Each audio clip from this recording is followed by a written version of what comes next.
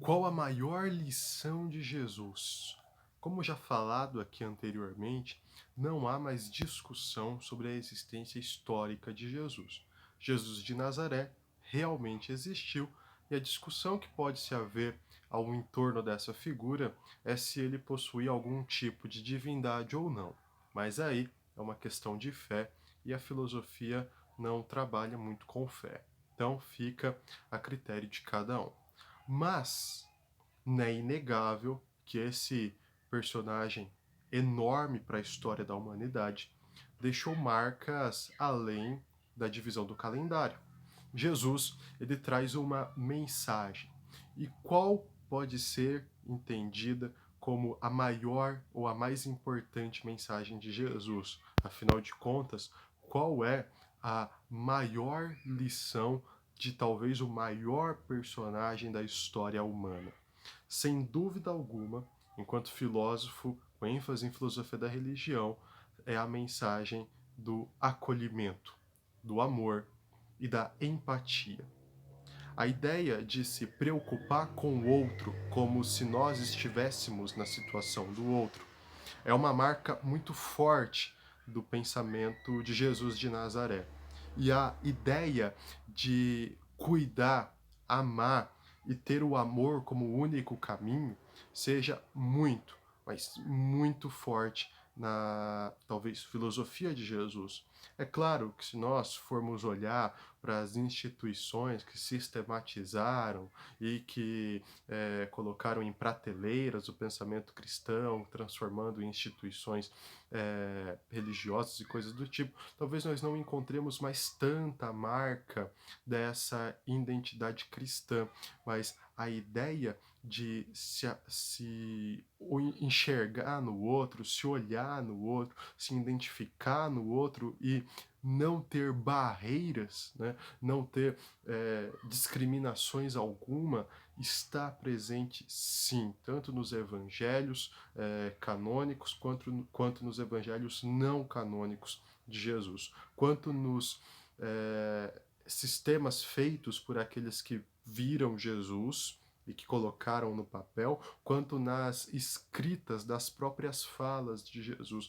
Se nós formos olhar ainda mais a fundo, né, quando Jesus fala do fim do mundo e do critério de salvação nesse sentido, ele não fala que as pessoas serão salvas porque acreditaram nele ou não, porque foram bons cristãos ou não, porque levaram a mensagem dele para frente ou não. O critério de ir para o céu ou não ir para o céu, segundo Jesus e não segundo a igreja, não segundo os discípulos de Jesus, não segundo o entendimento sistemático cristão, não, segundo Jesus, né, o puro e simples Jesus, é a acolhida. Quando ele diz que, olha, no fim dos tempos eu voltarei e daí separarei ovelhas de cabritos e bodes em algumas versões e tudo mais, eu colocarei ovelhas para cá, bodes para cá, e daí eu falarei, olha, venham para cá, para o reino que meu pai preparou para vocês antes da fundação do mundo e tudo mais, e vocês estão vindo para cá por quê?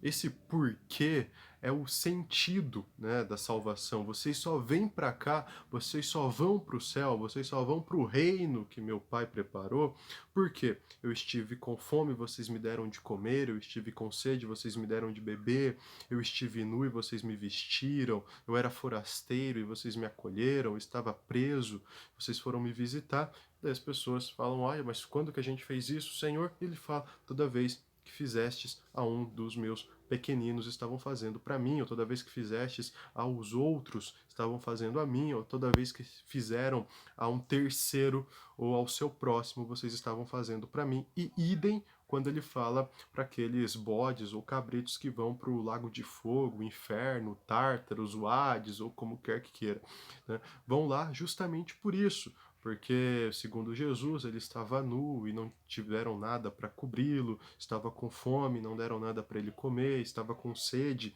não deram nada para ele beber, era forasteiro e não acolheram ele, era preso e não foram visitá-lo, né? E as pessoas obviamente perplexas, perguntam: mas Senhor, quando que você teve nessa situação e nós lhe negamos esse tipo de ajuda? E eis que Jesus responde: toda vez que não fizeram ao próximo, não estavam fazendo a mim.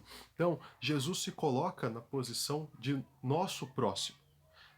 É isso, segundo Jesus, é óbvio, não estou falando da igreja, não estou falando de uma teologia explícita, mas segundo Jesus, ok?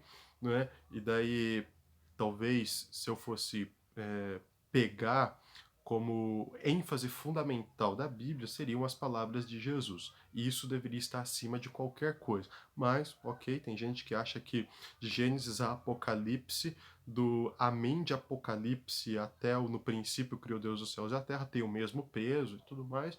Aí é interpretação, ok, hermenêutica bíblica, ok também. Mas assim, a gente está falando, segundo os cristãos, do Deus encarnado, né, do verbo que estava com Deus e que era Deus. Então, é o Logos de Deus falando. E segundo o Logos de Deus, a salvação é através da caridade. Né? E outra, é uma caridade despretensiosa.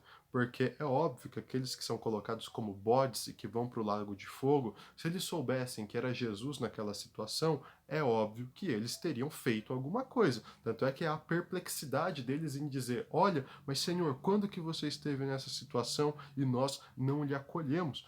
Indicando que, se nós soubéssemos que você estava nessa situação, nós teríamos feito alguma coisa. Mas eles não sabiam, porque Jesus está no outro, Jesus está no mendigo, Jesus está na prostituta, Jesus está no sem-teto, Jesus está no preso, Jesus está no forasteiro, Jesus está em quem está passando fome nesse exato momento.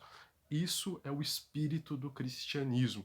E quando eu falo cristianismo, não estou falando daquele 300 depois de Cristo para cá, quando se sistematiza e vira uma religião oficial no Império Romano. Estou falando do cristianismo enquanto seguidores do Cristo, e entendendo esse Cristo como sendo o Jesus de Nazaré.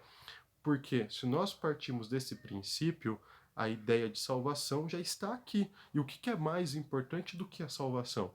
E quando Jesus fala da salvação, ele deixa explícito mais que isso, ele deixa extremamente desenhado para nós, através de uma parábola alegórica, que a salvação é através da caridade para os outros, através da caridade para com o nosso próximo.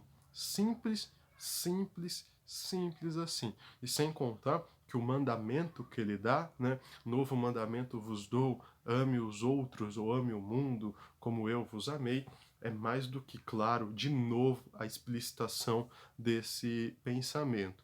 Eu não vou entrar aqui em sistematizações religiosas, talvez em um próximo vídeo, mas pura e simplesmente Jesus é isso. A maior lição de Jesus é essa. O mandamento que ele nos dá é amar o próximo, e a salvação que ele nos assegura no futuro é através desse amor ao próximo, através da caridade com o próximo.